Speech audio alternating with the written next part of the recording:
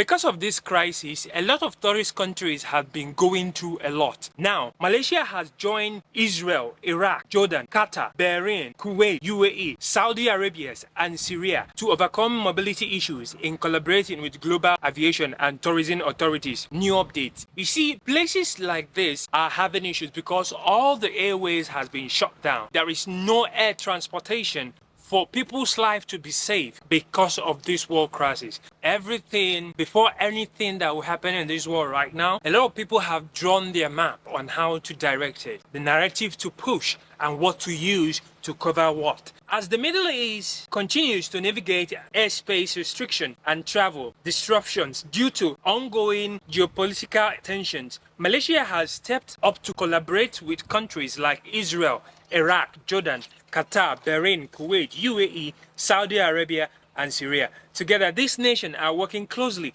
with international aviation and tourism authorities to address mobility issues arising from the closure of key airspace and ongoing conflict on regions. Let me tell you, all these people are losing money. You see, those countries in the Middle East, they are actually losing money. As the airways is being closed, they are making nothing. And those people, you know, it's tourism that those people survive with. Let me tell you, if this keeps happening, those countries will be shut down because no going in, no going out. In response of this whole crisis going on, Malaysia, alongside other countries, other Middle East, is actually making plans on how to restore their airways, even to redirect. The same thing happens to Israel, UAE, because tourism is actually the main point of the resource of those countries. Let me tell you, if I am those countries, I'll actually still do the same. That's just it. Because in this global crisis, that's why I said in my last video, we don't need war. Because if war starts, a lot of people are stuck. Because once they close the airway, you are not going anywhere. No stepping out, nothing. If you lost contact, and that's it. If there is no network, you can't call family members. Nothing. Everything will be shut down. Now, the airways have been shut down because of missiles flying on the air. They don't want to risk people's life when they are on the air, missile is flying at the same time. No, that's why it's being shut down. So they are working hand to hand to restore transportation. That's it. Because tourism is what they base, it was they rely on. Without tourism, those Middle East are going nowhere, especially the Arabians. The decision to suspend flights came as several Middle East nations, including Iran, Israel, Iraq, and others, closed portion of their airspace. These closures are part of the broader effort to ensure the safety of civil aviation to ongoing conflicts in the region.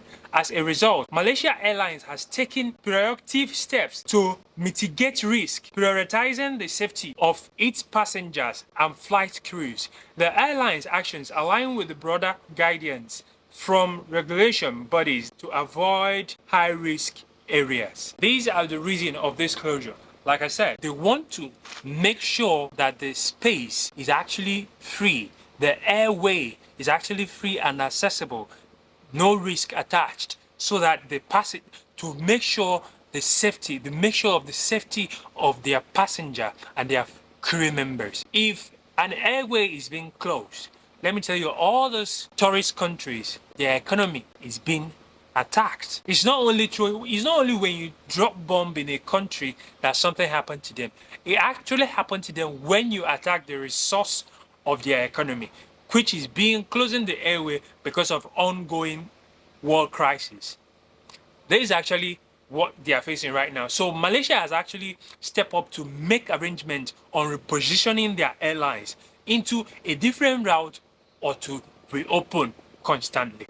This is what is going on. You know, when things happen like this, a lot of people do benefit from war and whatever, anything that is happening in the world now. A lot of people do benefit from it. A lot of people being lost from it.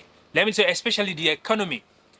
America actually benefit a lot in most things that is going on. This is coming from the UAE president and their rulers, His Royal Highness Sheikh Mohammed bin Zayed Al Nahyan and Sheikh Hamdan bin Mohammed bin Rashid Al Maktoum, Crown Prince of Dubai. Deputy Prime Minister and Minister of Defense walked among the people at Dubai Mall, sending a clear message: the UAE stands confident, secured, and united. So the leaders of the UAE is actually assuring the residents of UAE that UAE stand together in defense, assuring everyone in their country that they are safe. They should not panic. They should not think about anything, that their country is safe. Now, let me tell you, yeah, UAE is one of the places that no matter how news escalated, they will pin it down. They won't allow it to affect the outside world.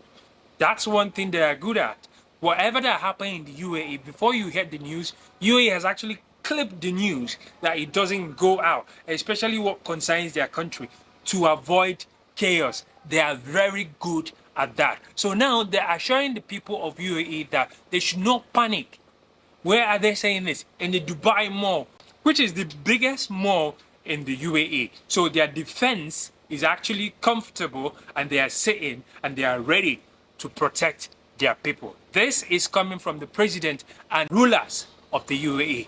They are actually ready to defend their country to the end. So it's been said Wall Street flinched at the open on Monday after US-Israel strikes on the Iran, but steadied by the close. The S&P 500 gained 0.04% to 6,881.62 after being down on 1.2%. The Dow slipped 0.15% to 48,904.78. Nasdaq 100 gained 0.13% to 24,992.60. Tech darling links, Nvidia and Microsoft were scoped up as markets shifted from panic to perspective. Another reminder that I've seen this movie before. Yeah, in the Gulf, Qatar's index sank 4.3%. Its worst drop since 2020. Listen to this. In the Gulf, Qatar index sank 4.3%, its worst drop since 2020, while the UAE suspended trading on ADX and DFM for 2 days, March 2nd and March 3rd, in regional tension. Like I said before, whatever that is happening, some people have structured themselves and they have mapped out what they are going to benefit from it, especially in terms of war, as they are bombarding some countries and some individuals are actually making money. I mean, cool money from it. They're actually benefiting from the crisis. That's one thing a lot of people doesn't know. But when war is going on, a lot of people are benefiting from the war itself. Market on the edge. Iranian officials warned the strait is closed and threatened to fire on passing ships, while US Central Command said the waterway remains open, a geopolitical standoff layered onto an already fragile supply chain, with ship owners suspending operations and cargo backloads.